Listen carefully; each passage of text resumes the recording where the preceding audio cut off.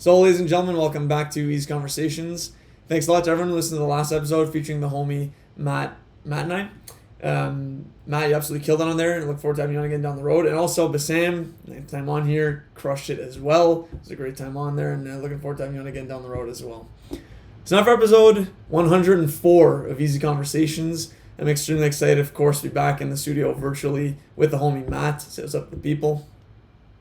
What's going on, everybody? Hope you're having a great day or night right now.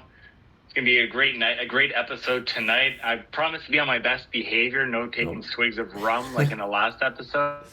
But if you haven't seen that, check that out on YouTube. We're doing another list tonight, Eric. My favorite type of episode. So why don't you let the listeners know what we're going to be listing tonight? Yeah, so for this episode, we're going to be doing our top 5, both movies and TV shows of 2022. So 2 lists, a nice little double whammy. And just providing some nice recommendations from our favorites of last year. And listing them off from 5 to 1, starting with movies and getting the TV shows. And thank you for mentioning, Matt. If you're not watching this on YouTube, I highly recommend, because once more, there'll be a graphic on display showcasing our picks that'll appear one by one on the video on YouTube. So definitely recommend that you check it out on there as well. So without further ado, we're going to dive into our top 5, our five favorite movies of 2022. And Matt, do you want to kick us off with your list?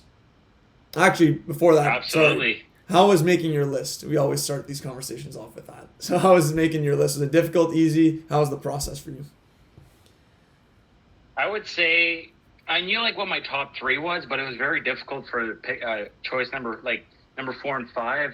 I went through every movie I saw in 2022 from that year, and there was a lot of good. I thought it was a great year for film, first of all, and it was hard to choose 4 and 5. But no, fairly simple for me, Eric. I'm a movie guy. I know what I like. I've always known that, so it was fairly simple for me. So, Eric, what about you making your list? Okay, nice. Glad to hear that. Me, it was actually very easy. I just did a quick rundown, and I did watch a good amount of movies last year. Admittedly, there are some blind spots that I'm interested to see if some of the movies that I've pegged as movies I want to watch and never got to watching will be on your list. So that'll be maybe disappointing, but also a motivation for me to end up watching those movies. But no, of what I watched, there's a pretty clear top 5 for me. There may be a few that almost squeaked into that 5th spot where there was maybe some contention. But when I started to think about it, it was pretty easy. I had my number 1 locked in, easy. And anyways, we'll get to it there. But thanks for that, Matt. And now number 5, if you want to kick us off, the floor is yours. At number 5, I have a movie that premiered on Netflix, I believe. It's the war movie All Quiet on the Western Front. The German film. It's actually an anti-war movie, which is my favorite type. This movie was brutal. There's not an ounce of comedy. There are some scenes in this movie, I think I've talked about it on the pod before, but there were some scenes in this movie that shook me to the core, and that's why it's on the list. It's going to be very memorable. Even if I only watch it 2 or 3 more times in my whole life, I will remember these scenes forever. That's how powerful they were.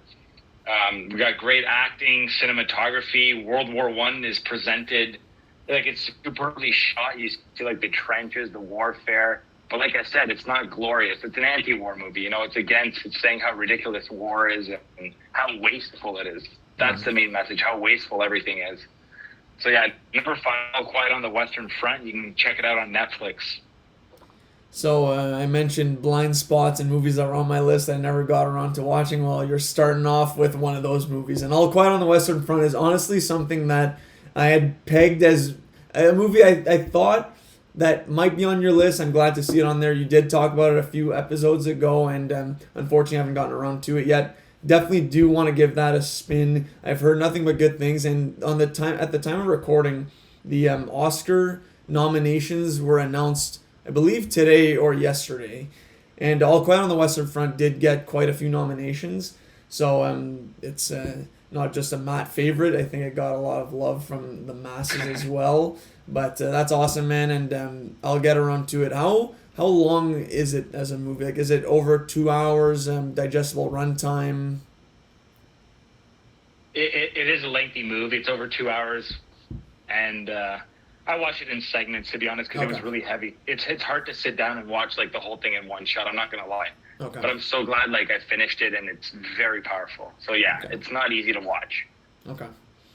Well, good war films always hit home and are always enjoyable as well. Like the ones that I've seen, anyways. Like there have been very few misses, and I don't think this movie would be entering that list. I can't even think of one title right now of misses in the war film category. So definitely, it's moving up higher on the list. Basically, is what I'm saying. So great pick, Matt. Funnily enough, we're talking about war films, and my number 5 as well, a common theme, also a war film, talked about on the pod before, is Devotion, starring my guy Jonathan Majors and Glenn Powell. So in a nutshell, it's the story of naval officers Jesse Brown and Tom Hudner. So it's based on a true story, or inspired by a true story. It's set in the Korean War. Fantastic movie, honestly. Went into it with decent expectations, like thinking it'd be an entertaining war movie, and walked out of there like on the verge of tears, as this was a really emotional movie. Had a lot of powerful moments. Stuck with me. Like I'd seen that movie, I want to say a week after watching Black Panther: Wakanda Forever, a movie I thought would, spoiler alert, be on my list. It's not, and was yeah. I mean, I don't know why I'm comparing those two movies there, really, but then not a shot at Black Panther. But anyways, Devotion was just a fantastic movie. Hits you in the feels. Is an inspiring story as well. There's some good action in there, some good humor in there, as you all know. It's big. That's big for me in these kind of movies. Like I do like some lighthearted moments and comedic relief in the pockets between the heavy moments. This movie hit on all those notes. So Devotion, whenever it ends up on streaming, highly recommend you check it out. And it would have been a great movie to see in theaters. Like it was a Top Gun-esque in my books, in that it had those awesome aerial fight scenes, like the dog fighting. You really get invested too in the theater, like when there's planes zipping by, machine guns firing off. Like, but the action is not over the top and not the primary focus in this movie. I would say it's more the story and the story of perseverance and resilience against all odds by our protagonist, Jesse Brown. So great movie, highly recommend. I remember you've talked about it before, Eric. It's moving up. It's on my watch list now. It's moving even higher because I kind of sort of forgot about it. I might not even wait for streaming. I might just, watch it by other means. Don't judge me. But no, Eric, I haven't heard a bad word about it. I might actually check it out this week. I'm not gonna lie. I'm like you talking about it, like just made me remember again. So awesome pick, Eric. Thank you. Can't wait to check it out. Okay, so earlier I was saying how I made, like, it was simple to make my list. Not quite. It wasn't quite. I watched a lot of horror films in 2022 and non-horror films, so my list is a blend of both. And at number 4, I have a movie that's actually a blend of, it has a touch of horror in it, but it's more of a drama road movie. At number 4, I have the movie titled Bones and All, with starring Timothée Chalamet. It's definitely a fringe horror movie, but it's about, and this isn't a spoiler, so I'm just gonna, it happens early in the movie, but if you know how it follows cannibals, basically, people that are born as eaters, and they have the ability to eat, like a vampire needs blood, they need to eat to stay alive, to have energy. So it's kind of a vampire movie, but the twist is they don't need blood, they need to consume humans. So it's kind of like, it's a morbid subject, but this movie is superbly well acted and shot. Like I said, Timothée Chalamet's in it. Our main character is actually a girl, though, that, like, they meet up, and it's a road movie. They go from spot to spot. When they get discovered, they need to keep moving, because like vampires, these eaters need to keep moving to stay alive so they don't get caught. But then you meet a bunch of oddball characters along the way, and it's, honestly, the movie's kind of a romance as well. So you got horror, romance, drama, road movie, gory scenes. I didn't think this movie would make my list. In fact, I rated it 4 stars when it came out. But the more I'm thinking about the movie, the more I want to rewatch it, and I can't stop thinking about this movie. It's like creeping back in my mind. And I heard lots of reviews on this, and it made a lot of top horror lists. But yeah, Bones and All, I loved it. The more I think about it, and yeah, I don't know if it's something you'd like to watch, Eric, like the theme of cannibalism, but yeah, what do you think? I've never heard of this movie honestly, and I'm surprised because Timothy, like Timo, he moves the needle nowadays, right? Like you tend to get his work be promoted heavily. Maybe I just missed those Yeah, late night cannibal TV spots. Not in my wheelhouse, but yeah, I mean it sounds interesting for sure. Like I can definitely dabble in some horror. Like some of my favorite movies this year. We'll find out if they're on my list or not. Were horror movies. So actually, one of them was like it was a cannibal-led movie. So okay, yeah, no, this definitely sounds like it yeah, has some intrigue and a lot of components that I might find interesting to devour, if you will. yeah. the, just quickly, the strangest thing about this movie is the director, Luca Guadagnino. He actually directed like movies like Call Me by Your Name and Mm, more dramas. And he did do another horror movie 4 years ago called Suspiria, but he doesn't dabble in this type of movie. So it was really weird to see him like. That's why I think Timo's in the movie, because he's already worked with the director in an amazing movie, Call Me by Your Name. right. So it's like an artsy road horror movie, and yeah, that's all I'm going to say about it. And Okay. we'll move on to your number four now. Okay, no, I'll definitely add this one to the list as well. And that's what you gotta love about lists, that they add on to your own pre-existing list of, for the Right. most part, biblical lengths in a lot of our books. So no, great stuff, Matt. My number four is one that I'm interested to see upon rewatch if it either moves up or down in my list. It's Avatar: The Way of Water. Absolutely love the movie. We talked about it last episode. I feel like it got some unwarranted hate by a few of my fellow podcast discussers, but that you will not find an ounce of hate in my bones and all for Avatar: The Way of Water. I love this movie, honestly. I feel like it completely lived up to the hype. My I guess spoiler alert here if you haven't seen it yet. My only complaint about Avatar would be the fact that that my guy apparently Spider went and saved his potential father in the end. Like I would have loved to see that villain who I'm on the record as being a huge villain guy. I absolutely hated the villain in this movie. I wish he would have just been killed in this one, honestly. Um, Yeah. but that's my only complaint. So you know that guy's coming back in the next one. But no, Avatar 2 expanded on the world, which is something that I love about that a good sequel needs to do. Expand the lore, bring us to a different portion of Pandora. Show us some different tribes, different way of life, the way of water, different creatures, awesome visuals, great action. That third act was one of my favorites of the year in any of the movies I've seen. Well, Just exhilarating stuff. Loved the fight scenes, and again had a lot of emotional moments. There are 3 moments in that movie that were definitely tearjerker moments. I've already spoiled one thing. Don't need to list these other 3. If you've seen it, you know what I'm talking about. And yeah, James Cameron said that he thinks Sully should become a household name whenever mainstream heroes in film are mentioned, and I believe that he'll be well on his way of accomplishing that feat with these subsequent movies. So Avatar: Way of Water did exactly what it needed to do, and I love the movie. So that's my number 4 pick, Avatar: The Way of Water. great pick, Eric. I may have been. I remember of our discussion last week, last episode. I think Avatar 2. I'm gonna love even more after Avatar 3 comes out, and Avatar 2 will be like the Two Towers of the Avatar movies, like Lord of the Rings. Like Yeah. it'll age really well. I've only seen Avatar 2 once. Mm-hmm. I kind of wanted more at the end though, but again, it's the bridge movie, so you brought up a lot of good points too, Eric. World building, 10 out of 10, like 100% perfect. Just expanding on the world, and the score, wasn't the score so rousing in cinema? Like I just wanted to listen to that the whole time, the main theme.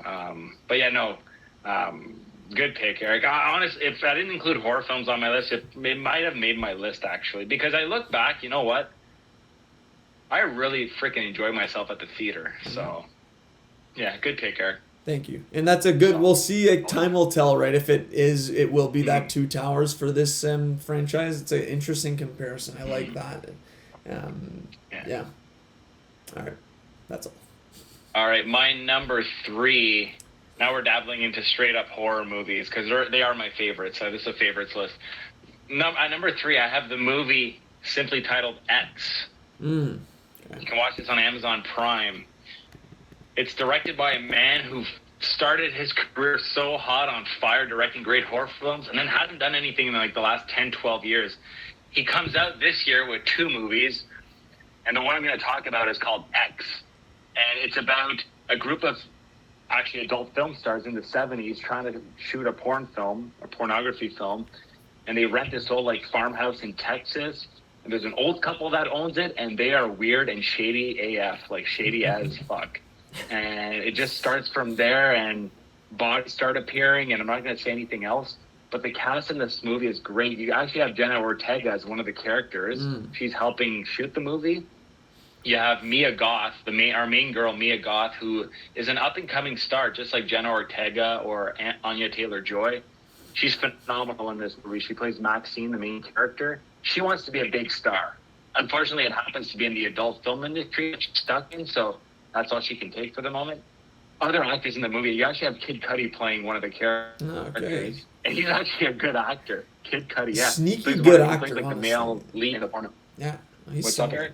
He's sneaky good actor. Like, I want to see him pop up in more stuff, and every time I do see him in something, I'm like, hey, Kid Cudi. Like, it's great. He does have natural good charisma and good energy that make people gravitate towards the characters that he plays, I find. And also, I've just loved his interviews. I've seen a lot of his, like, he had a TED Talk a few years ago, and very interesting. Kid Cudi, anyways, I want to see him get more opportunities, is all I'm saying. Carry on with X. I'm glad you said that, because that's what makes the movie good, is the side characters, they're not just throwaways. They're actually like good actors, and you kind of care about them, which means when there's kills, there's more sentimental value. And you see a lot of Kid Cudi in this movie, if you know what I mean, a little too much sometimes. That's what I'm going to say. They are shooting an adult film after all. But no, the highlight of this movie is the atmosphere, the suspense, and then when you get to it, the kills. I don't want to say much more. Everybody who likes horror films should watch X. It's one of the best horror films of 2022. There's some just iconic, like just not iconic, but just like spectacular shots. And Mia Goth, our main actress, is perfect. And it's got like some of the best kills of the year. And I've watched a lot of horror films. It's got some of the best shots, and I don't want to keep going on, but X, recommended to everyone. It's on Amazon Prime. Check it out. Were some of those kills and shots reminiscent of Art the Clown in Terrifier 2, perhaps? Or maybe we'll be getting into that later. We'll see. Well, okay, spoiler alert, we're not going to get into Art the Clown later, because that is like almost exploitation level excess, Terrifier 2. X is actually tastefully done. You know, you get the gore, but it's not lingering too much. It's super well done, I'm telling you. And the whole movie's an homage to the Texas Chainsaw Massacre, like one of my favorite horror films from the 70s. So it's a perfect horror film, pretty much, in my opinion. It's a 10 out of 10 horror film. But yeah, Eric, you got to check it out. If you're on a horror binge, go for it. Well, Texas Chainsaw Massacre, as the listeners will remember, scared the bejesus out of me. So yeah. I guess X, I got to watch it just for continuity purpose. If it's inspired by the other one, I just gotta see what's happening in this one. But no, Jenna Ortega, she's popping up in everything now, killing the game, a natural in these maybe creepy settings as she was in X, but a more playful environment. Well, actually, both of them are for different reasons. But X, it sounds interesting. I remember you talked about it on the pod a while back there, but nice to see that it's on there. It was that and Pearl was the other one, if I'm not mistaken, right? Like the two movies that the director dropped.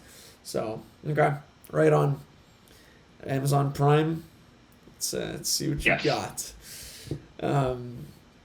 Okay, so my next one, number 3. Again, I just talked about this movie not too long ago, but No brainer had to be on the list. Glass Onion and Knives Out Mystery. Loved this movie. It, again, we're talking about great sequels. I think Glass Onion is that. There are kind of high expectations with Knives Out, the sequel to Knives Out, because for me, Knives Out kind of came out of nowhere. It was one of those movies that Ryan Johnson had just was coming off of a critically panned or very polarizing movie in The Last Jedi. So any sort of reputation he had established in cinema, whether merited or not, was negative at this point. So his next movie, Knives Out, I don't know. I didn't have the highest expectations for. Blew me away. Absolutely love that movie. It's one of my favorites of 2019. So for this one, that's the tricky part whenever a movie that no one's really expecting to have success does, and then a sequel is ordered. Megan 2 is sure to be brutal on that note. Glass Onion, it delivered on every level, honestly. Different casts, so we're starting from scratch. You're keeping Benoit Blanc, Daniel Craig. He elevated his game from, in my opinion, he was better in this movie than he was in the original Knives Out. I don't think this movie was better than the first one, mainly because the cast wasn't overall as strong, but as a whole, I did like a lot of the characters. Like, I forget the actress's name, but the woman who played both Andy and Helen, like the double role, she was really good. Dave Bautista, Catherine Hahn was pretty solid. Kate Hudson was good. Kate Hudson. A few others as well. The girl from Outer Banks was solid. Whiskey. Mm-hmm. Yeah, no, it was a very good movie. Very funny. A lot of good twists. And Edward Norton, of course, how could you forget? I just love the storytelling in this movie, honestly. Like how they go back in time and show you the same events but from a different perspective and unveiling a little more information every time. Like that happens a few different times from different characters' perspectives. For me, it doesn't get old, honestly. And I'm looking forward to, again, similar with Avatar, what the next movie in this franchise will look like. Now the bar is even higher because they've been 2 for 2 now, so they've a lot more, a less margin for error, I would say. And but I don't think they're going to disappoint, honestly. As long as Ryan Johnson and Daniel Craig stick together, they're a match made in heaven. And I strongly recommend anyone to watch both the Knives Out movies. They're fantastic. Eric, that Glass Onion was like my number 5. Now it's my number 6, but like I had it on my list at one point. Freaking so entertaining. Everything you said was great. I agree with everything you've said. Janelle Monáe. She was freaking killed it. Yep. Killed it. She's so beautiful and talented, and she just slayed the role. And honestly, I can't wait to rewatch it because I'm knowing that I've seen the whole movie. Like now I'm going to look out for other things. I love movies like that. So, yeah, good pick, Eric. It was on my list, really, and then I bumped it out for All Quiet on the Western Front. But, man, Glass Onion could be my number 5 so easily. Mm-hmm.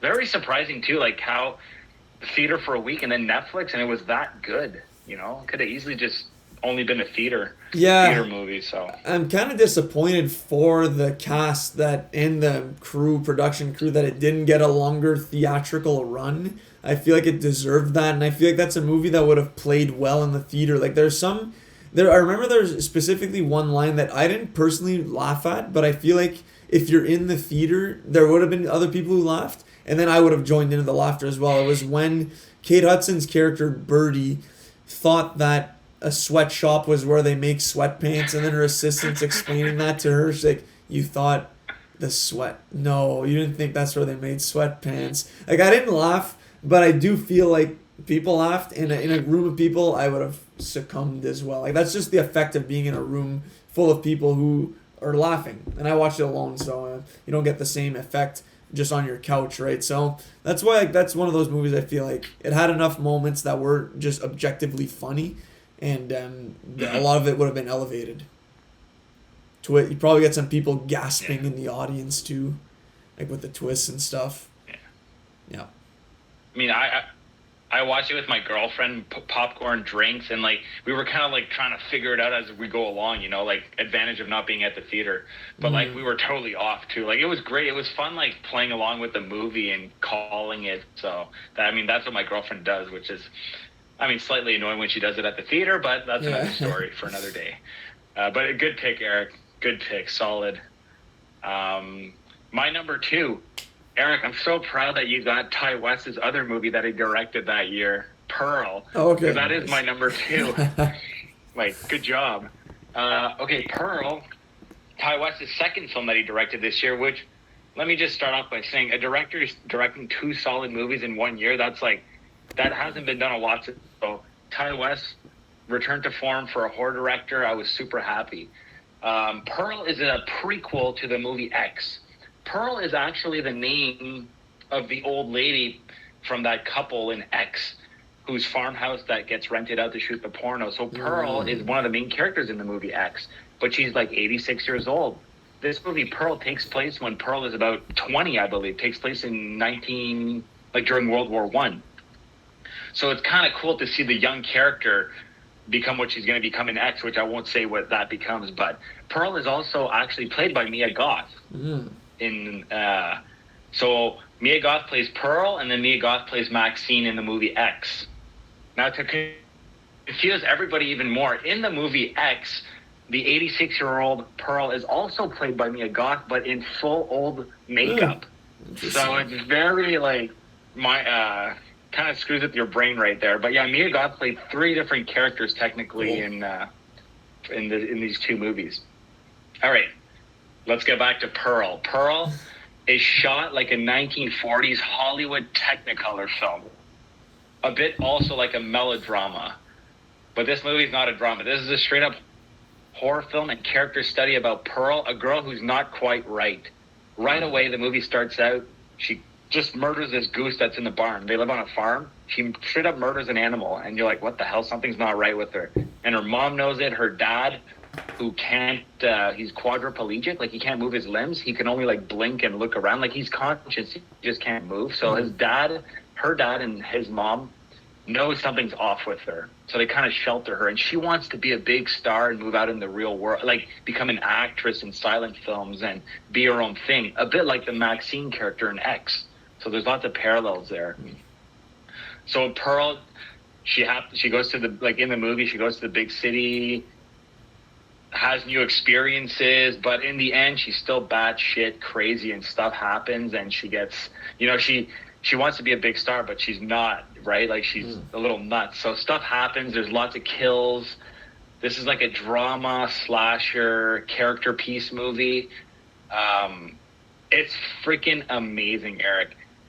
Mia Goth, who plays Pearl, like she deserves an Oscar nomination for this performance. No joke. There's a scene in the movie. There's a 7-minute monologue she does. Wow. You're just glued to the screen. It's freaking amazing. Her face, her expressions. I don't know if you know who Mia Goth is or the listeners do, but Google her, and I'm sure you've seen her in bit parts in other movies.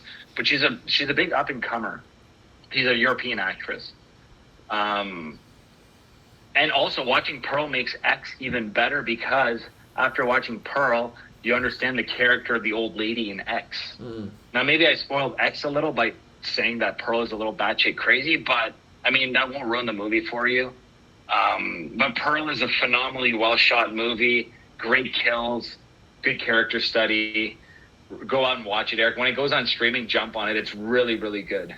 Yeah, I'm just looking at the poster of it, and it does have that, I'm no decades movie poster expert, but it looks like it has that old school 1940s-esque vibe, and if it's shot like that, that's really cool. So Ty West dropping 2 movies in a year, you could almost say he had a Boldy James-esque year, just peppering the streets with content. But that's awesome. Oh, yeah.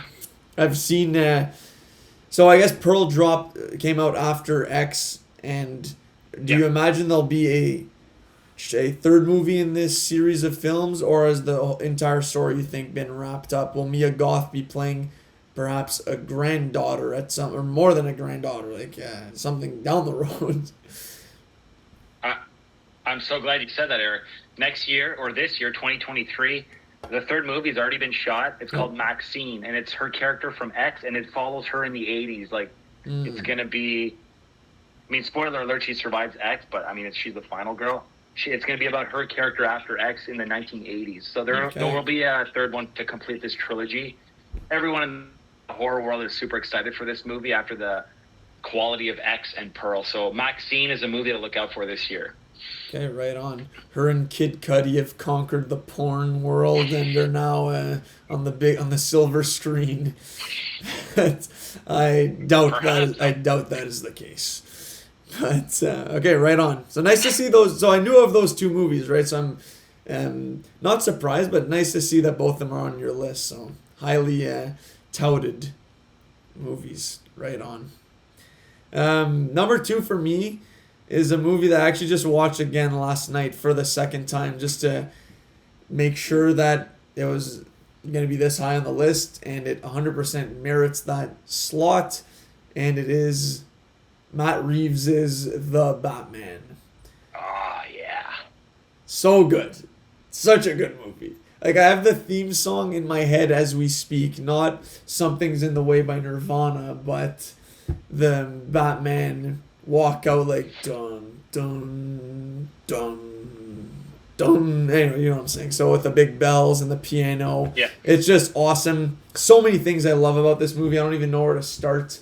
I think one thing that stood out to me while I was watching last night was like, this is like a film noir. So the whole tone of the movie is in the dark. It's gray tones, little gray worm.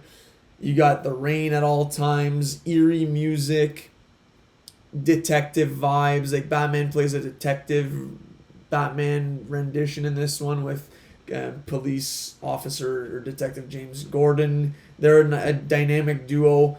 The entire acting in this movie is phenomenal. I loved Zoe Kravitz. I was a little critical of her the first time we talked about this movie, but I loved her the second time around. John Turturro as Falcone is amazing.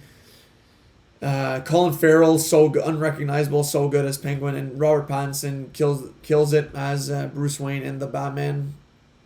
Can't wait to see what he's going to bring in this role in future installments. But no, this movie is just an amazing movie. The runtime is justified in my opinion. It builds up the tension in this world, and the entire plot in general. Like, it just took that long to get everything into the light. Like, I didn't really see any scenes that could have been cut or seen as filler. For me, it didn't fly by on second viewing there, but it didn't feel dragged out. And with subtitles, it definitely helped though for my retention of the content and understanding of the story. A very smart movie, honestly, and some good action in there too.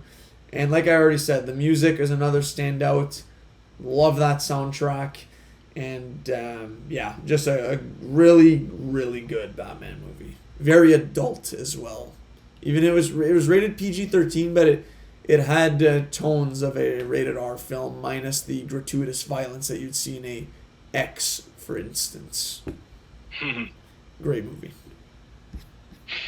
Phenomenal pick, Eric. This movie's in my top 10. I think, had I seen The Batman in the last 2 months, I think it would have made my top 5. I think recency bias played a lot in my list. Like, all these movies I watched in the last, 3-4 months. And The Batman was early on this year. So I kind of, you know what? Like I just said, had I watched it, I love that movie. It's great. I've listened to the soundtrack just by itself, in the car. It's freaking 10 out of 10. Great pick, Eric. That came out of, I didn't think you'd have that on your list. And when you said The Batman, I'm like, shit. Good pick. Good pick.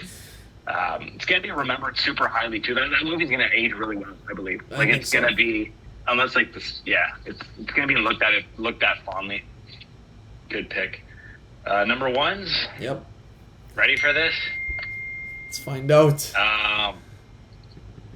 Honestly, my number one I watched in the last 4 days, and if you see my letterbox, you'll know what it is. But my number one movie is from the director of such classics as In Bruges or 3 Billboards Outside Ebbing, Missouri. But he directed this movie this year, simply titled The Banshees of Inisherin. Okay. Starring Colin Farrell and Brendan Gleeson. You also have like Barry Cogan in it and Kerry Condon and like all good Irish actors pretty much that you'd recognize. This movie floored me, Eric. I'd heard about it. My mom had high recommendation from my mom. I knew what the story was about. I'm like, okay, how's this going to keep my attention for 2 hours? And you know what? The acting is 10 out of 10. The dialogue is the best part of the movie. Super, super well written. This director also writes his movies, Martin McDonagh. Like, just like Three Billboards and In Bruges, the script is razor sharp. Very smart, very darkly funny, just like all of his other movies, dark comedy. But you're always wanting to know, like, you always want to go to the next scene to be like, you want to find out what's going to happen. And the Banshees of Inisherin, I wanted to know, like, what was going to happen at the end. I was so intrigued. I just got sucked in hard in this movie. Colin Farrell, like, he plays a character that you wouldn't expect him to play. Brendan Gleeson's always, like, I mean, phenomenal.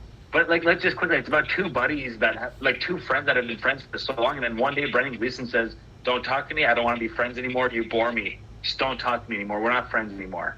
Colin Farrell's like, why? And the whole movie is about figuring out what happened and why that is. The movie is also has a lot of political allegories, and I'm not going to talk about them.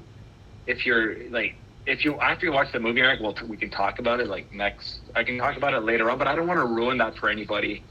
After I watched the movie, funny enough, I actually called my mom because I really desperately needed to talk to someone about this movie because there's some stuff at the end that's you have to talk about basically. And my mom explained a lot of stuff to me that I completely went over my head in this movie, completely over my head. And I'm like, how did I miss all that? But my mom's a smart woman. She caught everything. So The Banshees of Inisherin, loved it. My favorite movie of the year. I did just, it's the last movie I've watched. So is it like, am I high on that feeling? Maybe, but freaking brilliant movie, Eric. You got to check it out. Not just assuming I haven't seen this movie.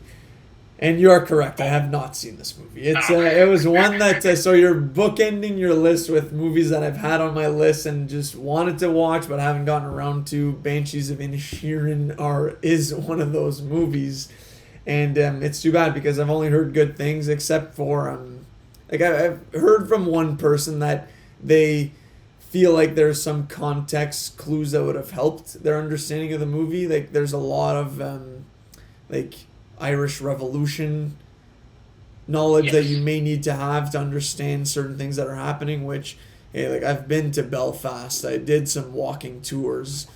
I don't remember too much of it, so maybe I need a little Wikipedia refresher course real quick before I watch this movie, because I definitely do want to get around to it.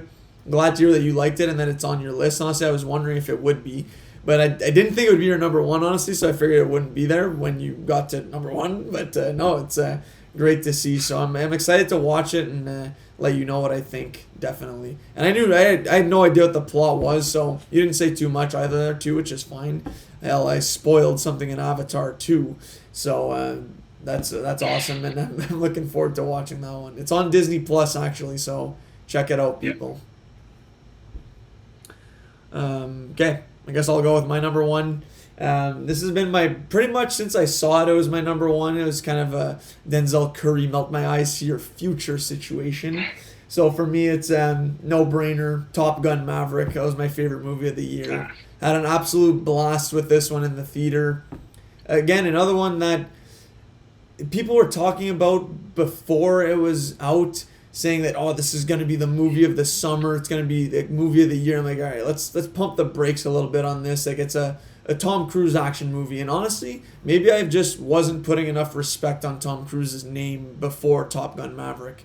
Because people say that these Mission Impossible movies lately anyways have been quality films. Like, the pinnacle of action.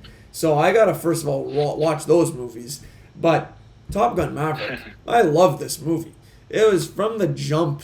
I was hooked at the cinematography and just the quality of the shots they were able to get. The fact that these actors are in these planes as well. did the training, are doing a lot of their own stunts. You know, Tom Cruise is doing his own stunts. It makes it even more impressive and just a fun watch. Like it gets you in a good mood. There may be a few intense moments in there, but nothing nothing too intense. Like this and Devotion, so bookending my list are two flight movies, like movies set in the skies. They're completely different movies, and I just love the vibe of this one. Again, we're talking about great third acts, which I cited Avatar as being one of my favorite ones. I was extremely fired up in the theater for the third act of Top Gun Maverick. Like, I was legitimately edge of my seat, jaw on the floor, like at how cool these shots were of our main characters flying through the mountains. Just unreal to watch. And if you haven't seen Top Gun Maverick yet, I would watch it. I'm interested to see how it does on second viewing and not in the theaters. That's where I could see that maybe in a few years I reminisce on 2022. Maybe it could drop. But based on my theater experience with this movie and the feeling that it gave me, that's just like nothing came close really to this. So Top Gun Maverick, if you didn't get the chance to see it in theaters, I'm sorry for you. Because this is legit the movie that you had to see in theaters last year. And how many movies can truly say that? I don't think there are that many nowadays. So, Top Gun Maverick, say what you will about Tom Cruise like I used to. Hell of a movie. Hell of a movie. Damn, great pick, Eric. Yeah, this movie would have made my top. It made my top 10. I was one of the poor souls who did not see it at the theater. I watched it at home on my projector, and it was still freaking amazing. Okay. So that just goes to show you how great the movie is. The movie, I felt like one of the last humans on Earth that I've seen the movie. It was hyped so much for me, and you know what? It didn't disappoint, which shows you how good the movie is. And my mom's seen the movie like 3 or 4 times at the theater, actually, and she says it doesn't go down in quality. Nice. So there you go. Solid pick. Your best blockbuster movie of the year. For sure. Yeah. I'll start with TV shows, number 5, or... Actually, do you want me to start TV shows? I can get us going with that. A little reverse order. Sure. Finishing off this one. Okay, so I'll just say real quick, for me, making this list was way harder. I watched so many TV shows last year. I'd done a full rundown a while ago, and it was like 16 shows that I watched last year. I didn't list them all this time for this episode. I just listed my top shows really, and then narrowed it down from there. Very tough. Like especially this number 5 one could have been changed with a few others, like razor sharp margin. So number 5, I'll just go season 2 White Lotus. That was my 5th favorite show of the year. I didn't see White Lotus season 1 when it dropped in 2021. I was a little late to the game on that one. Very weird show, honestly, overall. It doesn't have like your traditional storyline, really. It's just a lot of characters in a setting. So an upper echelon resort in season 2 set in Sicily. And it's just these characters, like all rich characters for the most part, who have their own little existential crises and are dealing with their own little baggage and demons, and it all culminates in a murder. So that's basically what you get from the first scene of each season. Someone dies on the resort, and then you're just going back in time and seeing the events that led up to that. So it's not a spoiler at all. The whole time you're kind of guessing, who's it going to be? Like, obviously, there's a lot of different possibilities of who could end up being the one who gets the knife to the back, the bullet to the head. You get what I'm saying. So, just a very good show. Season 2 is better than Season 1, in my opinion. Love the cast in this one. Aubrey Plaza killed it. I don't know if she got nominated for an Emmy for this one, but definitely deserved it. I know Jennifer Coolidge did and won. She's very good. Theo James is really good too. He plays like the perfect douchebag really in that show, and overall great ensemble cast. So Michael Imperioli as well. Great to see him back into the fold. I was waiting for that. yeah. Had to mention him. So yeah, White Lotus season 2. Watch it on Crave. Great show. Did you get a chance to watch this, Matt? I did not, but my dad watched it and really likes it too, and he was describing the show pretty in depth to me at last time we had dinner together, and it piqued my interest. And like each season's completely different, right? Like each season's standalone, perfect. Yep. No, I did not. Honestly, this list was so hard for me to make because my TV game's lacking. I only had I had a very short list to choose from, So I feel like your list is going to be more like you've seen much more variety than me, so you can form a better list. But yeah, no, White Lotus. It's okay. So you're highly recommend Aubrey Plaza. Yeah, freaking love her. She hosted Saturday Night Live and recently, and she was great. Okay, sweet. My number 5 is the Guillermo del Toro's Cabinet of Curiosities, that anthology series on Netflix. Not all the episodes are great, but the ones that are like good are like amazing, and they're really like cool ideas. I may have talked about it before. Each episode's a standalone, like a mini movie.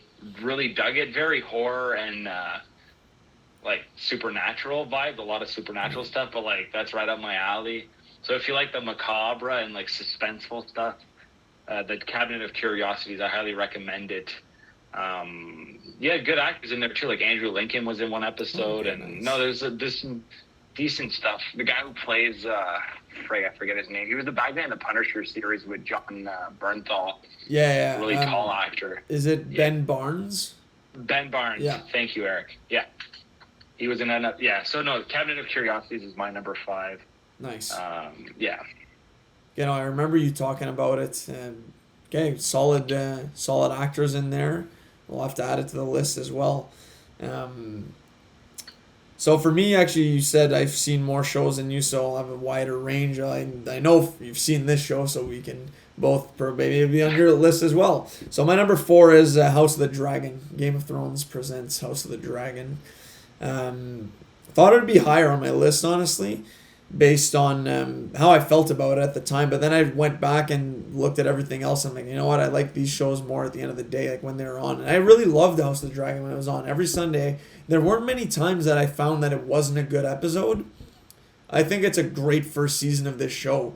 The only complaints that I have that maybe bump this down a little bit is that you didn't get to have the same attachment with the characters because of all the time jumps. When you're recasting actors, it's tough to continue to care as much as when you see the same character on a week-to-week basis and know that they're still dealing with what happened in last week's episode or not too long after. Whereas in this, it's like, 3 years have passed now. Like, okay, well, what's happened in all that time, right? You get a little context clues. That, I will concede, is a big weakness of this show. But overall, I still believe in the quality of the show is fantastic. A lot of great acting. And the intrigue is there. Sick dragons, some good action. One of my most hated characters in Kristen Cole of all time. Can't wait to see his face get caved in. Great show. And the season ends with a bang. Like that's gonna be one of my most anticipated shows of 2024. Can't wait for that. So House of the Dragon season 1, number 4 for me. I'll save my thoughts for in a wee bit. Yeah, nice. But yeah, good pick, Eric. My number 4 is actually a show I never thought would make the list like this, but my number 4 is Wednesday. Oh, nice. Because Let's go. it was so goddamn entertaining, and I had a blast. I watched it with my girlfriend. We binged it in like 2 nights. It was. I look back fondly on those 2 nights. Like it was so fun to watch it and try to figure out the twists. Jenna Ortega really sells the show. Like she kind of hides some of the flaws in the show, which like it's Harry Potter ripoff, and like it's not. It's predictable, but like she's great in it. Love the setting. Love the fantastical elements in the show. Be it just hand moving around or like the creatures. But no, Wednesday was a lot of fun. It's far from perfect. It's far from the production value of like House of the Dragon or other shows, but I had a lot of fun with Wednesday, and I kind of like had fun watching it with my girlfriend, and I loved the experience of watching it. And I think it was a big hit this year, surprise hit. So, But yeah, number 4 is Wednesday. Love that pick. I was gonna have it on my list too. Honestly, it would have come in at that number 5 spot. Andy and I watched it together too. Ton of fun to watch. Like, we were both hooked. Didn't watch it that fast. Like, we spread out a little bit more to make the show last a little longer.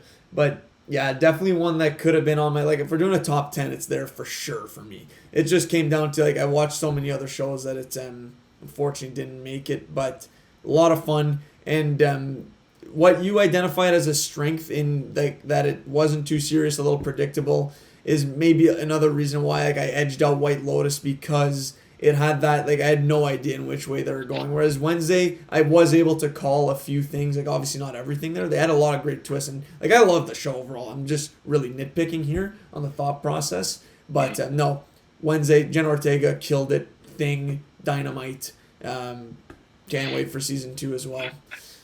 Very good show. Nice. Number 3 for me, a show I completely forgot that I watched last year, which is a testament to how strong last year was, and also a very scary thing. But for me, it would be the 6th and final season, released in 2 parts, of Better Call Saul. When I saw this, I was like, I have to add this one on my list. I was absolutely hooked when this show released every week. The quality was, honestly, it's probably the best. Oh no, I won't say that. But it was like top quality of a show that I watched last year. A lot of great dialogue, writing, twists, acting, production value. Elevates the world of Breaking Bad, one of my favorite shows of all time. And that's a show that just got better and better and better with each season. Season 6 was the best season of this show. And it's a show that, despite its extremely slow start, managed to turn into something, like, arguably with even more tension than Breaking Bad at certain points. And for different reasons, honestly. Like, they did an absolutely dynamite job closing this show out. And they honestly got robbed in the amount of nominations and wins that they did not receive.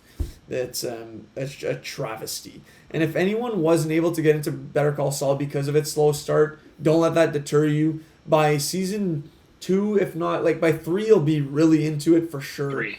And man, like, the characters they introduce as this show goes on, like Lalo Salamanca, so good.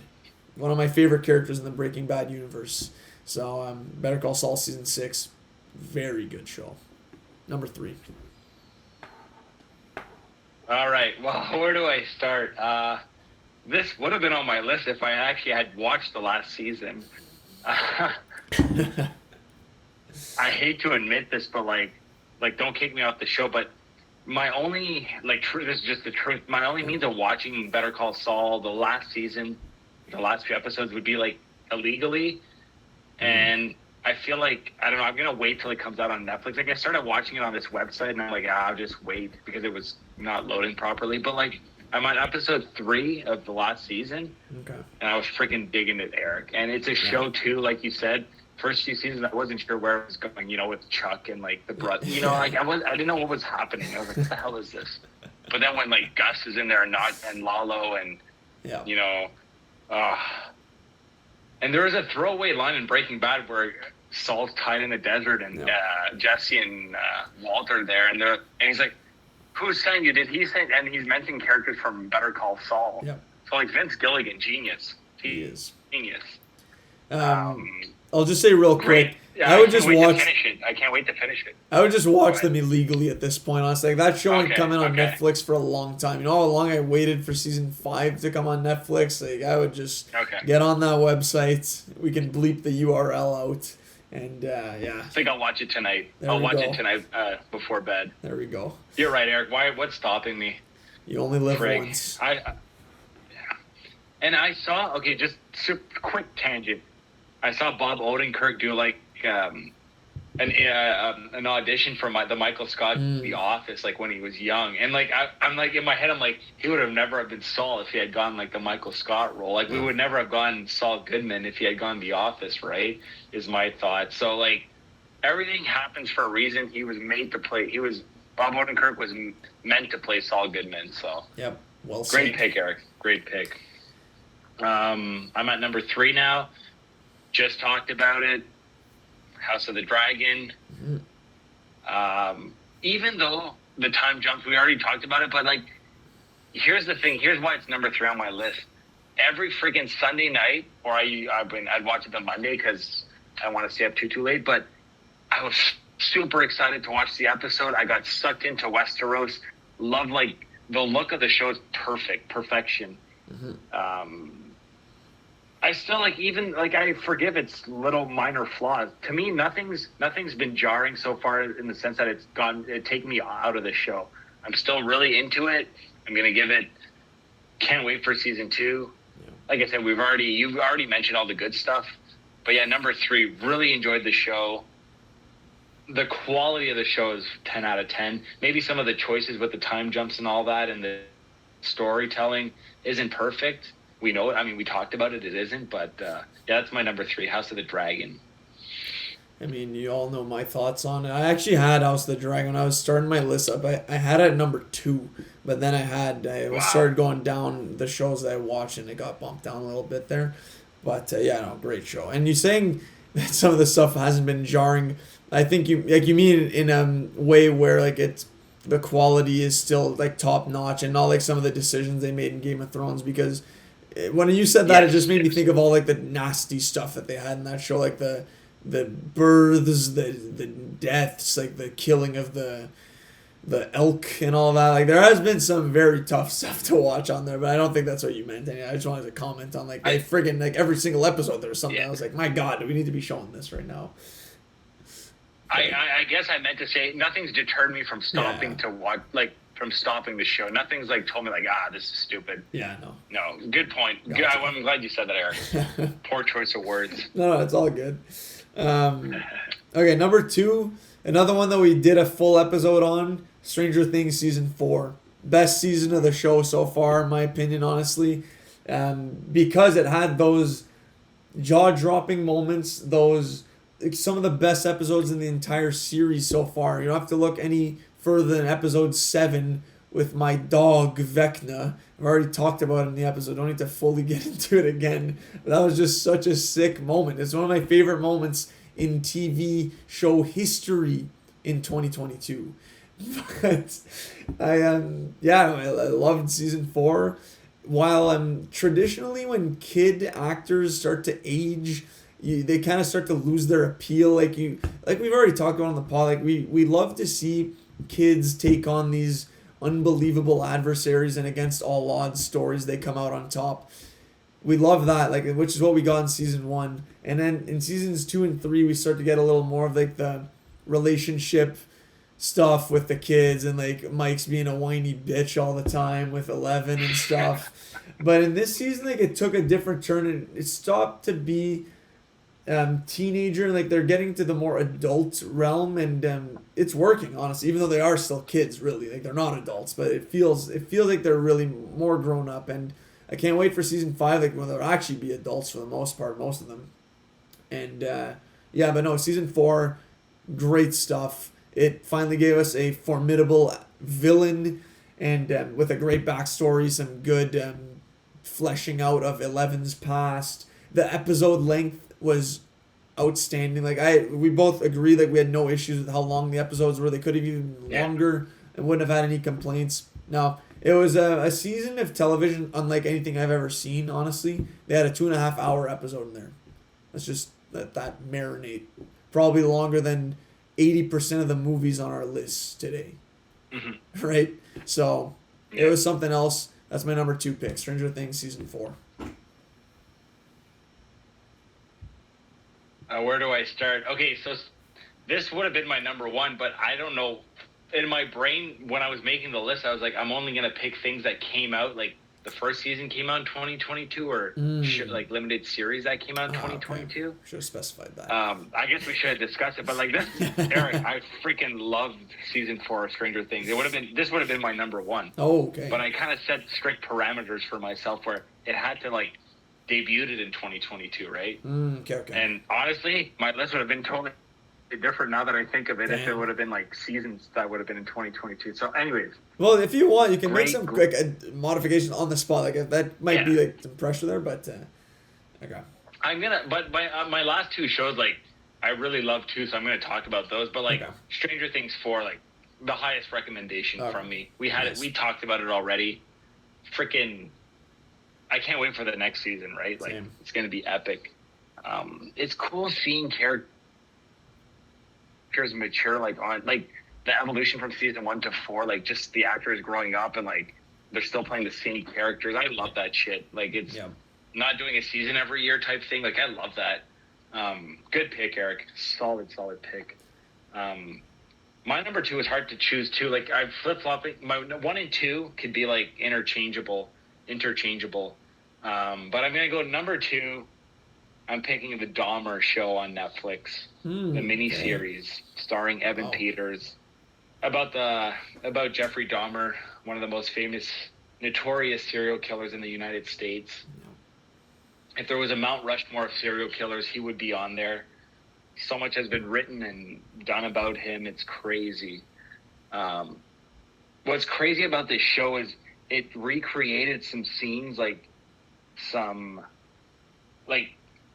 just give an example, like his apartment in real life was recreated for this show, like to the exact detail of what movie he was watching when he killed this certain individual, or the night he got caught, actually, and stuff like they took crime scene photos and recreated it perfectly. Which some people would say like they shouldn't do that. It's exploitation.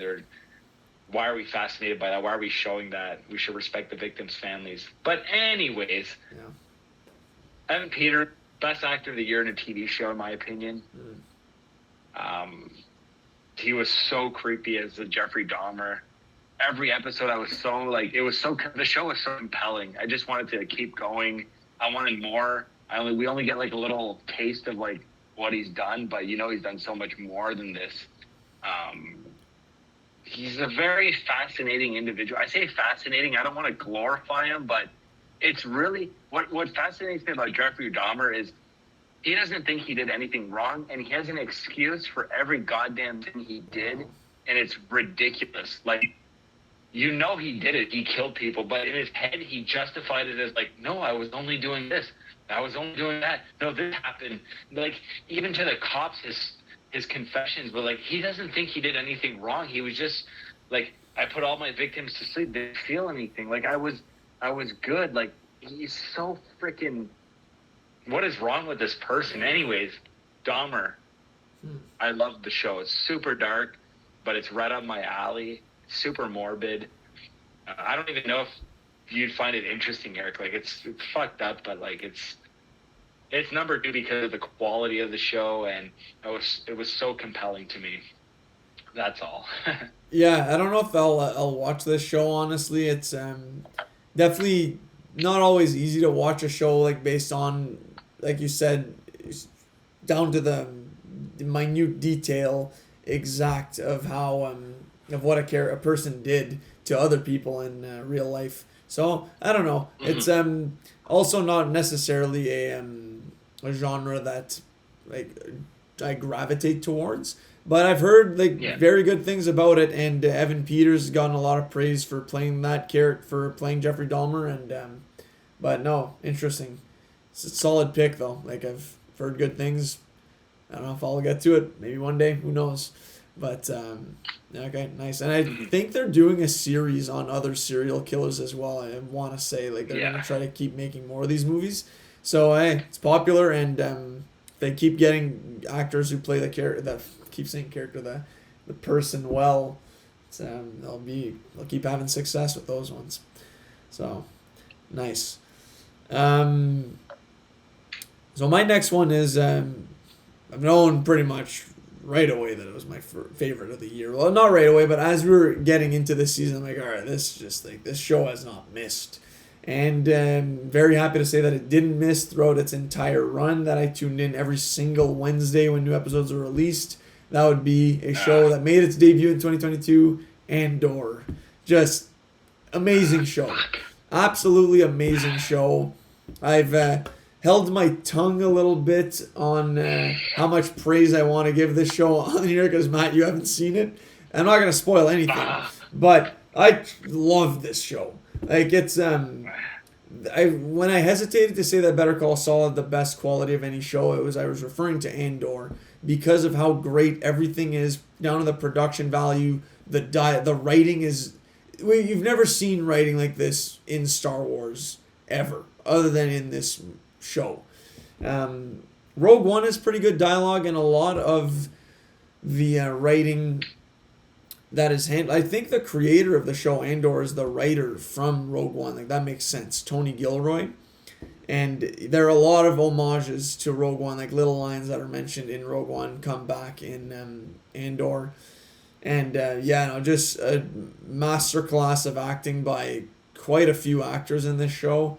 Like Stellan Skarsgård definitely kills it in this. And a lot of other minor actors as well. Like the supporting cast is dynamite. It's crazy what they're able to do with this cast of people, this slew of characters that you had no ties to previously and are able to become so attached to, which is what I've always criticized about Rogue One, and that I never cared once about these characters. But upon seeing Rogue One a bunch of times more now, I care about them a little more. But Andor, it's completely different, and it truly enriches the legacy of the character Cassian Andor, who like I said, never thought deserved to have his own show. But thank God, I'm very happy that they did give him this show, because not only is the story interesting, the presentation of the narrative is very, like, it just works. It's 3-episode mini arcs that resolve themselves but contribute towards a greater plot that's happening in this world. And it was by far the best Star Wars show of the year. And I truly think that it rivals The Mandalorian as the best Star Wars content we've gotten in these Disney Plus shows. Post-Disney acquisition anyways, for sure. Wow. So, no, Andor is fire. I can't wait for Mandalorian Season 3, though, because that's definitely going to probably sway me back on the Mandalorian side. But it's completely different to Mandalorian. Like, it's not that action-heavy, popcorn. I don't want to say popcorn, but just... yeah, action-heavy Mando. This is really more political, Game of Thrones-esque. You got to be paying attention to why certain people are saying things to other characters, and everything comes back. Like, you do have to be paying attention to this show, and I love that Star Wars went down this route with the show, which is what we wanted when we talked about Andor previously. So that's my number one show of 2022. I'm speechless right now. I feel like my credibility's shot because I have not even watched Andor, as you know, because I would have talked about it by now. I said I was going to watch Better Call Saul tonight, but maybe I should just pop in. I should pop on Andor. Let me just collect my thoughts for a second. With a year that had shows such as like Obi-Wan Kenobi and like the Marvel shows, like, who would have thought that Andor, and I've heard nothing but great things about Andor, by the way, who would have thought that Andor was the surprise, would be the hit, right, Eric? Yeah. Crazy. Not me. Like, if we go back Definitely to the episode with Derek. Yeah. Yeah, like, we didn't give anything, there was no hype for this show. Like, this quietly came and became the biggest hit. Wow. So I will be talking about the show when I watch it. I want to say that I said that it would be like it had the potential to be the WandaVision of these Star Wars shows, but okay. like I definitely cannot, and I'm not saying this, that I predicted it would be this good. Definitely not saying that. But back when it was announced, I was extremely critical of it. Like, I was hating on Andor, didn't want it, but I had the same stream of thought with train of thought with WandaVision. Like, I didn't want this show at all, and it ended up being, it's one of my favorite Disney Plus Marvel shows still to this day. So that's where I made the comparison there. Might have been like a joking comment as well, but with a bit of truth to it, and it ended up being like pretty spot on. But Andor, it's good stuff. The first 2 episodes have been criticized as being a little slow, which is why they released the first 3 episodes on the same day, which I think was the right call. Like, if you're waiting 2 weeks to get to episode 3, like, that definitely would have deterred people from continuing to watch. Wasn't the case for me. Like, I loved the first 2 episodes. I had no problem with them. but they are slow. They're like seasons 1 and 2 of Better Call Saul in one episode each. So get through those. By episode 3, you ain't looking back. I can guarantee you that. Okay, I'm super glad you said that, because full disclosure to the listeners, I did watch episode 1 and I was like, okay, I don't need to watch this right away. I feel like such a chump right now. No, it's true. Like, there's other stuff going on, other stuff to watch, things to do, people to see. You know what it is. So I put on the back burner. I was like, I'm gonna get to Andor. I even saw previous guest Jesse Revell rated extremely high, and he's very strict. So I was like, shit, this show must be perfection. Because he's a very stern reviewer. So. Great. Andor. Okay, I'm going to watch it tonight. Forget Better Call Saul. Yeah. I think you can get through Andor a lot quicker, too, anyways. Yeah, for sure. Like, I mean, there's still like 40-minute episodes. But yeah, I would watch Andor first, honestly. Okay, sweet. Damn, I can't top that number 1, Eric. I knew Andor would be on your list, too, and when you weren't talking about it, I'm like, shit, it's that good, isn't it? And it is that good, apparently. Damn it. My number 1 is actually a show that we kind of like ripped at the start, but it got a lot better, and it's She-Hulk. Oh, yeah, right. Okay. No, I can't. Okay. I can't keep a straight face. I don't even think I got you going for a second. You kind of did, but not really. Okay. Okay, my number 1 show is actually, it's a world that I fell in love with when I was 10 years old, and I saw the first movie at the theater. And then they decided to make a TV show about the world of J.R.R. Tolkien. And my number 1 show is The Rings of Power. Mm-hmm. And the reason why it's number 1 is because when I think back on the show, yes, it's not perfect. It was a little slow at the start, but it finished very strongly. And I think season 2 is going to be amazing. But the stuff I loved in Rings of Power, I adored more than anything in all the other shows. So that's why Rings of Power is my number 1. Like, what I loved about this show, I loved more than anything else. Mm-hmm. And it ended super strongly. And the look, the setting, like the production value of the show, I don't think was equal this year. Like, they put in so much money, and they made it look really good. So, yeah, it was flip-flopping between Dahmer and Rings of Power. But at the end of the day, Rings of Power, I'm so much like, I have a huge smile on my face when I'm watching it. It just had to be my number 1 because I'm such a huge Lord of the Rings fan. Mm-hmm. I love that whole world, the mythology, the characters. Yeah, so that's why Rings of Power is my number 1. I know it might be a little surprising. I don't remember talking about, like, I wasn't like super over the moon about it when we did our episode, Eric. Mm-hmm. I remember, but when I look back, it's really a show, like, season 2 I'm pumped for more than, like, season 2 of House of the Dragons. Mm-hmm. Just because I'm such a huge Lord of the Rings fan, so. Yeah, Rings of Power number 1. I don't know, is it total shock, Eric, or kind of expected? No, I was pretty sure that was going to be your number 1. Like, as we were going through it, and you said Dahmer number 2, I'm like, all right, it's going to be. I was fairly confident Lord of the Rings number 1. Maybe not when we started the list. I didn't think that would be your number 1, but as we got further down the line, I'm like, that's what it is. Great pick, honestly. I think I think I'm the only person I've spoken to about these 2 shows that preferred House of the Dragon to Rings of Power. Like, everyone else I know, and you as well now, are more on the Rings of Power train.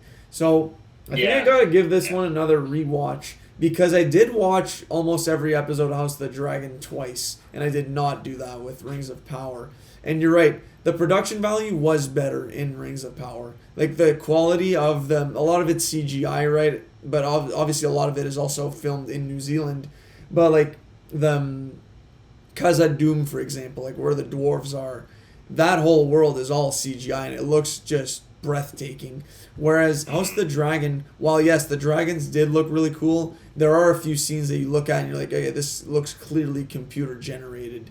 And while we know that is the case with Khazad-dûm, like it could be completely real.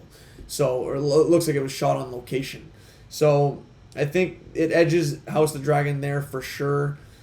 The storyline was interesting too. I mean, I like a lot of the characters in Rings of Power, and I love the ending. Like that ending, like House of the Dragon, though, they both fired me up and got me pumped for the next season. Now I think Rings of Power has a lot of potential, and I think that was one of your points when we did the episode, is that it has probably more potential than House of the Dragon, with what we're gonna see with Sauron now, the forging of the rings, Yeah. some power, like different magical abilities we're gonna see. That's might be a blind spot on my part to put White Lotus ahead of Rings of Power, but that's where I'm at today. So we'll see what rewatch offers for me. But no, it was a great show. I had a great time with it, honestly. Awesome. We did get a lot of listener submissions for both movies and TV shows, so I'll just siphon through these one listener at a time, or maybe do some grouping at the same time. So the first submission we got from on the movies front was from the homie Sasha. He said, Morbius, so bad that it was funny and worth mentioning. So I have not seen Morbius. Such a bad movie that it's good. Some people have these takes with movies. I guess that was his take. And Morbius did look terrible. I called it from the jump. Like when the initial trailers were out years in advance, I had zero interest in seeing this movie. It looked like whenever you see Sony and Marvel pop up one next to the other, you know you're in for a dumpster fire. So this is probably what that was. And it's even what Sasha said here. That it was so bad it was funny. So have you seen Morbius, Matt? Have you gotten around to it? I heard it's an absolute dumpster fire, so no, I'm staying far away from it. Yeah, good call. The next submission was from my cousin Dan. So he also submitted Knives Out, Glass Onion. Great pick. Nice. Don't need to delve into that one again, but love that it's getting some love. The next one was from the homie, former guest as well, Klasin. Hers was Fantastic Beasts and Where to Find Them, The Secrets of Dumbledore. Very on brand. We had an episode with her on those movies, on that movie specifically. Matt, where did that rank for you? Like, was it in contention? Was Secrets of Dumbledore?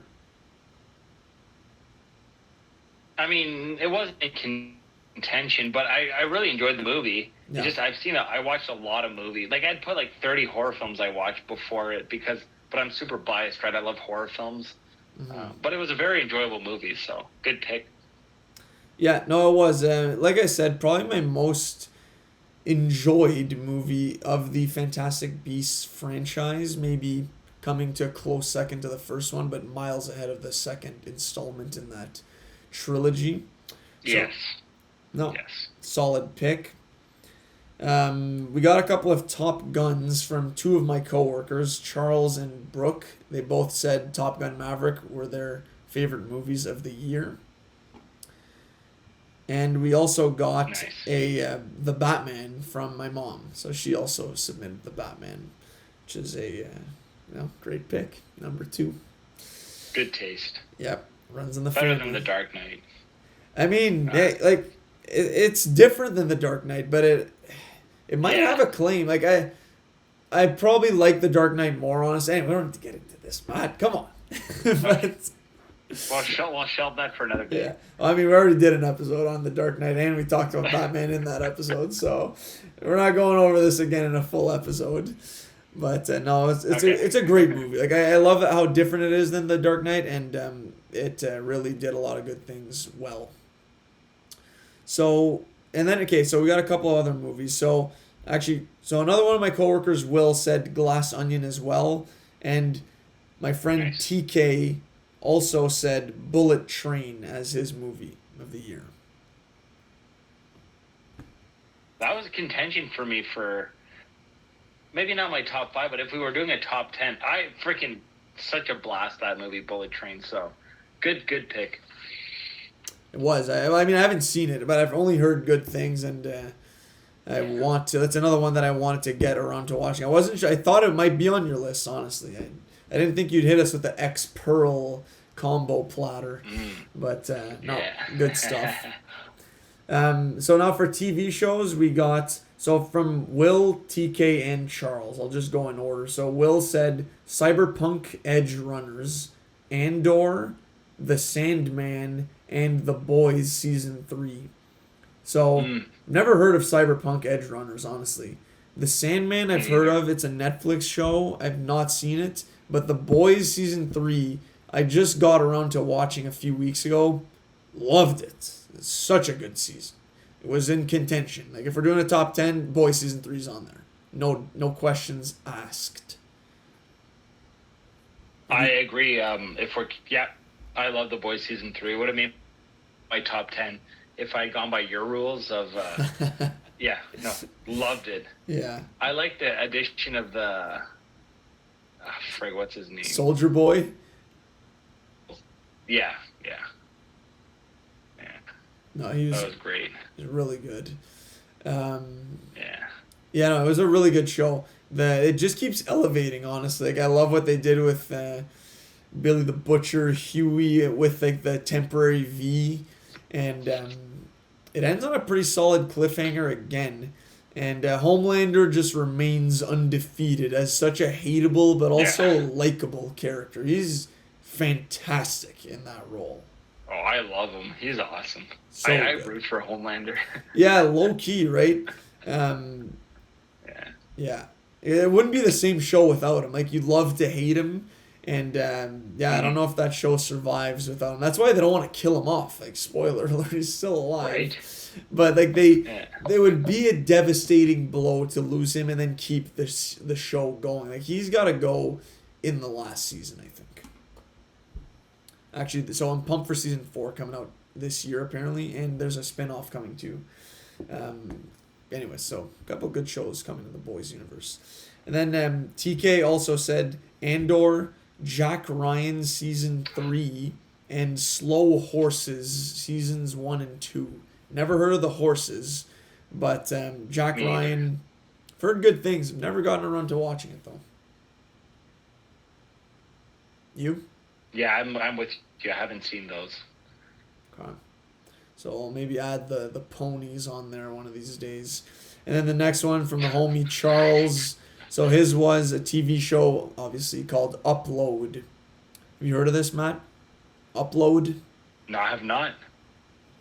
Now you have. And I think it's on Prime. Forget the premise of it, but be worth checking out. So yeah, no, that I think that was it for submissions. Been known to miss a few every now and then, but yeah, I think that was all. And thanks a lot, everybody, for the submissions. Always love when you come through for us. Yeah, so it was good.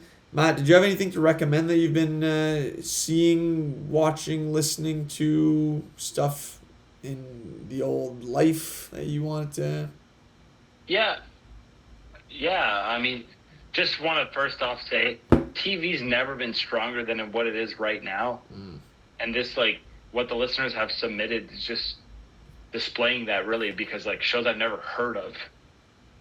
Like, it's insane. There's so many platforms to watch stuff on, and there's so many TV shows. Like, I don't even have Apple TV, and I know there's, like, 3 or 4 good shows on that. Yeah. Like Blackbird, Ted Lasso. Never seen those shows, but I know they're super highly rated. Yeah, TV's never been stronger.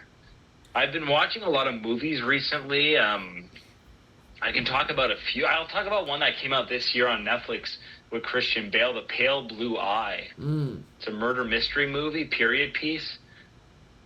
The craziest thing about this movie is you have the actor who plays Dudley from Harry Potter. Oh, okay, cool. He plays Edgar Allan Poe. He plays Edgar Allan Poe in this movie, and he's fucking amazing. Who knew that Dudley was such an amazing actor? I'm not even joking. His American accent is like Southern American accent. You wouldn't even know this is a British actor. He's phenomenal. Christian Bale, too, is phenomenal, as always. It's a murder mystery at a military camp or academy, I guess.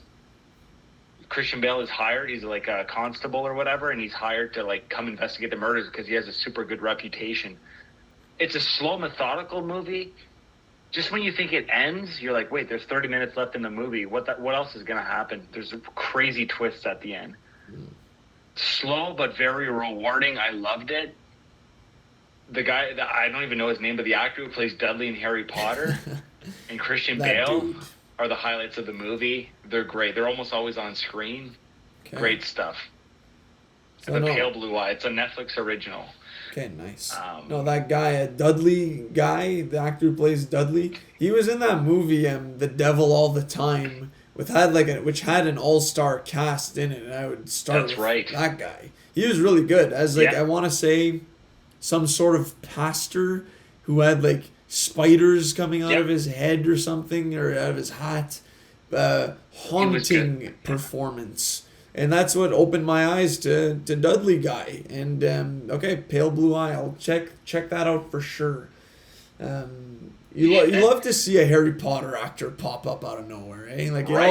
It's like when you see an actor from The Office in something you're watching. Like, yay, Oscar! You don't see them often, but when you do, you cherish those moments. Like when a Meredith 100%. Palmer comes up on the screen, you're like, all right, nice, Meredith. Nice. All right, I'll check that one out. No movies to recommend for me, honestly. Since we did our last episode, I've just been crushing Succession. Very good. So I'm not gonna talk about that. Nice. I'm not gonna talk about that again though. I just have a few little recommendations, stuff that I've been incorporating into my life these days that I just want to share. One of these things was I've been a big kombucha guy these days, just drinking that fermented liquid. Just delicious stuff. Recommend kombucha to the people. My mom was pushing it on me for eons. Finally caved. Saw it was on sale at Walmart, and why not buy 4 crates worth? And now I just can't get enough of it. Nice. It's very good, honestly. A lot of flavors. You got mango passion, raspberry lemonade, ginger lemon, very berry. That's all I got off the top. But I think I've given you all enough. So kombucha, check it out. It's a good little alternative to not that I'll have a beer on it every weeknight here, but if you want a different beverage, it's not coffee, water, maybe a tea even at night. Mix in a booch. And that was actually a line in Glass Onion, actually, which is hilarious. That Jared Leto's hard kombucha, booch me. It was pretty funny. That would have killed in the theater. But anyway, so yeah, kombucha, first recommendation. Whenever it goes on sale, just don't ask questions. Just go. I love kombucha. I have a kombucha story. Do you want to hear a kombucha story? I don't even care. I'm going to tell it anyways to all the listeners. When I worked at Farm Boy, we sold kombucha. And one day I took it upon myself. I'm like, hey, I love this stuff. I'm going to buy a whole case. I bought 30. The only problem is, back at that time, I walked to work. So the guys in grocery told me, they're like, you can't carry that case home. There's 30 of them. A case of 30 kombucha or more. I'm like, no, I'm good. I'll carry it home. Might have been even 2 cases. I don't remember. But literally, I have maybe a kilometer to walk home. Not even. I mean, you remember where my parents live in the Farm Boy on Innis. Literally halfway home, I couldn't feel my arms. I'm carrying this freaking huge case. I had to leave it on the ground, wait 5 minutes. My arms feel numbness again, feel feeling again in my arms. Pick up the case, keep walking home. It took me a freaking 20 minutes to go home instead of 5. Anyways, that's my kombucha story. Just to say that, love the taste, Eric. I agree. I mean, do I drink kombucha now? No. If someone offers me one, I'll gladly drink it. It's delicious. Great recommendation. Doesn't get talked about enough, which is why I thought I should shed some light to the booch drink. And then, hey, we get those stories that, you probably hadn't thought of that story in years, and then me saying it just that, popped in my head. that word association is an insane thing. And, right? Yeah, that's awesome. Great story. It's just Great a lesson workout, in... too. Yeah, it's just a lesson in, you think it's not heavy, but, when you're carrying something for that amount of time, it gets really heavy. Yeah. I watch a lot of, I'll let you pick, Eric. Do you want me to talk? I can talk about a drama or a horror movie, and I'm gonna let you pick which one to talk about. Which That I way talked do you about. think I'm gonna lean? I'm gonna go drama. Okay, I'm glad you picked this because this is a movie probably no one's heard of. It hasn't. It's from like 2006 or five, and someone from work recommended it. Someone who's actually his family's from England, like his dad's British, and this is a British film called. This is a movie called This Is England, and it stars Stephen Graham. Stephen Graham, you know him, Eric, as Al Capone from Boardwalk Empire. I don't know. You Yes. watch Boardwalk, right? Yep. That short actor. He's okay. So This Is England is a coming of age movie about like a 11-year-old or 10-year-old boy who doesn't really have friends. He gets bullied every day. His mom's a single mom, poor, but he befriends this gang of skinheads and neo-Nazis, I guess. And Stephen Graham is the leader of them. He's bald. Stephen Graham, I don't know, like his performance in this movie is bone-chilling. He kind of like starts corrupting our young main character, 10-year-old, I forget his name, super generic British name, but like the movie is a coming of age, just slice of life movie. Okay. Nothing complicated. It's superbly well acted and it feels so real. This movie is like watching almost a documentary, but you know they're actors and it's a script and everything, but like it feels so real. Like there's racism portrayed in the movie. There's hate speech. There's brainwashing going on. And in the end, it's not like a super dark movie. Like there is like redemption in the end and like the light at the end of the tunnel, but it hit me so hard. It's such a powerful movie. Again, it's called This Is England. Had never heard of it. I studied films for years. I still do. Had never heard of this movie. This Is England. Okay. Watched it, was floored. I don't even know how people are going to... Like, I had to watch it illegally on a website, but completely floored me. It gave me one of those feelings that I don't get very often where I get, like, goosebumps, and I know I'm watching a masterpiece. But, yeah, I just want to just shed light on this little movie called This Is England. Very powerful stuff. Reminiscent of perhaps an American History X. Like that's what Yes. it kind of made me think of just based on your description. Okay, which I love that movie. So Yeah. the obviously not an easy movie to watch, but very powerful, important also to be aware of like the mentality of certain people in the world who definitely like we're not aligned to people like that, but they exist and yeah, no, those are never easy movies to watch, but they normally leave a mark on you, and that's also important to walk away from some movies with. So This Is England, okay, and that actor was great. Like I loved him in Boardwalk Empire. Oh, yeah. I could definitely see him in that kind of role too. Like that's not surprising, based on like Al Capone and yeah, okay, interesting, solid stuff. You nailed it, Eric, too. Great comparison. Okay. That's the exact comparison I almost mentioned that, but yeah, no, perfect. American History X it is. Teed that but one up on a for more me. like slice of life realistic level. Okay. Like, yeah. No iconic curb stomp. No. Okay, so my recommendation now will be kind of along the same lines of kombucha. It's something I did for the first time ever last night. Make your own broth. So I made some chicken broth last night. First of all, very proud of myself for making said broth, and it was extremely easy. You just take the carcass of roast chicken, a few accoutrements of celeriac if you want, carrots, onions, garlic. Throw that in the pot, cover it up with water, and just let it boil. And slow cook it through in the Instant Pot. Got for Christmas. Great gift. And yeah, it just did its thing. Threw some salt in there. I made myself a soup today. Just cut up some of the leftover chicken. Threw that in there. Cut up some scallions real thinly sliced. Put a bit of salt and pepper, red pepper flakes. Now I'm just getting into a full recipe here. But delicious broth. And I don't see myself going back to store-bought anymore. I feel like it's more satisfying to make your own broth and not that hard. So I would recommend it if it's something that you've never gotten into, or if it is and you just let it fall by the wayside. Get back into the broth game. You'll be pleasantly surprised in what it gives. And make sure you have enough mason jars, though, to store the broth you make. So that's I was thinking of that. I'm like, how much broth did you make? just 3 large mason jars worth of broth. I'm already thinking of what the next one's going to be. Always cooking. Nice. Literally and figuratively. I like it.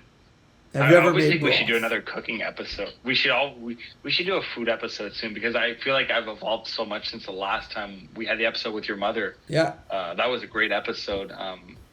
No. Good recommendation, Eric. I mean, I worked in a meat shop for 9 years, and people are always asking for the bones to make broth, and I was like, I wonder how one does that, and you answered that question. So, have you ever made broth? No, God, no.